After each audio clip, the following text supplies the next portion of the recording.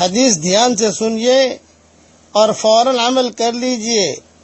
اگلے پچھلے گناہ معاف کرانے کا نبوی نسخہ ہے. السلام علیکم ورحمۃ اللہ وبرکاتہ. امید ہے کہ آپ تمام حضرات بخیر و عافیت ہوں گے. آج اب حضرات کے سامنے اپنے اگلے اور پچھلے سارے گناہ معاف کرانے کا نبوی نسخہ حضرت نے بتایا ہے. آسان ترین ہے. اللہ تعالی ہم تمام کو عمل کرنے کی توفیق نصیب فرمائے. اور اسی کے ساتھ ساتھ ایک بات عرض کرنی ہے کہ اگر آپ نئے ہیں تو چینل کو سبسکرائب ضرور کریں تاکہ حضرت کے وظائف آپ تک پہنچتے رہیں. حدیث دھیان سے سنیے اور فوراً عمل کر لیجئے. اگلے پچھلے گناہ معاف کرانے کا نبوی نسخہ ہے. حضرت انس ابن مالک رضی اللہ تعالی عنہ سے روایت ہے کہ رسول اللہ صلی اللہ علیہ وسلم نے ارشاد فرمایا، دو بندے جو آپس میں محبت رکھتے ہوں، ان میں کوئی ایک جب اپنے ساتھی کے سامنے آئے ملاقات کے لیے، جس ملاقات ہوتی ہے آپس میں محبت ہے، اس میں میاں بیوی بھی آ گئے، باپ بیٹا بھی آ گئے، سب آ گئے. جب آپس میں محبت رکھتے ہوں اور جب ایک ساتھی اپنے ساتھی کے سامنے ملنے کے لیے آئے اور دونوں حضور صلی اللہ علیہ وسلم پر درود بھیجیں، یعنی مصافحہ کیا اور درود شریف پڑھ لیا، ملاقات کی، کوئی بات ہو رہی ہے تو دونوں نے ایک ایک مرتبہ درود شریف پڑھ لیا، تو حضور صلی اللہ علیہ وسلم فرماتے ہیں جدا ہونے سے پہلے ان دونوں کے اگلے اور پچھلے گناہوں کو اللہ تعالی معاف کر دے گا. یہ حدیث کنز العمال میں ہے اور یہ حدیث دوسری بھی کتابوں میں ہے.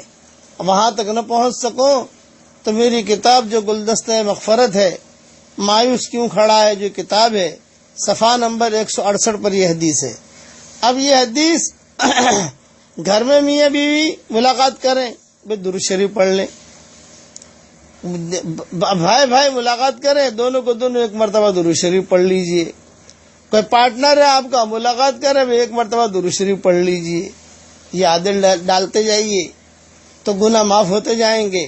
گناہ معاف کرانے کے 90 نسخے بہت ہیں جو میں نے گلدستے مغفرت میں جمع کر دیے ہیں، سارے کے سارے. کہ گناہ معاف کرانے کے کتنے 90 نسخے ہیں؟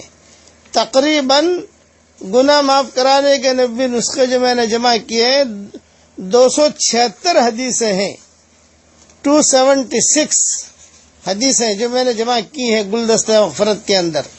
تو یہ بہت آسان نسخہ ہے کہ آدمی بس روزانہ کچھ نہ کچھ کام ہم ایسے کرتے جائیں جس سے ہمارے گناہ معاف ہوتے جائیں اور نیکیاں ہماری بڑھتی جائیں. اس لیے ملاقات ہوتی ہی ایک مرتبہ درود شریف کوئی بھی پڑھ لیجئے.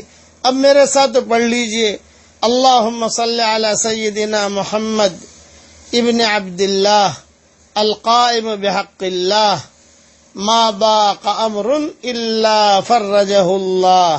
ہم نے عربوں میں دیکھا کہ جب وہ بات کریں گے، ملاقات کریں گے تو درود شریف پڑھیں گے. مدینہ منورہ میں جو شیخ ہے، جب بھی ہم ان کے ہاں جاتے ہیں، جب بھی ملاقات ہوتی ہے تو یعنی بس باتوں میں درود شریف پڑھتے جائیں گے، اللہم صلی علی محمد وعلی آل محمد. ہاں پھر میں کہہ رہا تھا اللہم صلی علی محمد وعلی آل محمد. ہاں پھر میں یہ کہہ رہا تھا. یعنی وہ ان کا ایک طریقہ کلام ہے. بعض عربوں کو ہم نے دیکھا کہ بہت اہتمام سے درود شریف پڑھتے ہیں. یہ حدیث ذہن میں رکھیے. اللہ تعالی ہم سب کے چھوٹے بڑے گناہوں کو اللہ معاف فرمائے اور اللہ تعالی ہمیں مکمل دین پر چلنے کی اللہ تعالی توفیق عطا فرمائے. آمین آمین. والسلام علیکم ورحمۃ اللہ وبرکاتہ. وآخر دعوانا ان الحمد للہ رب العالمین.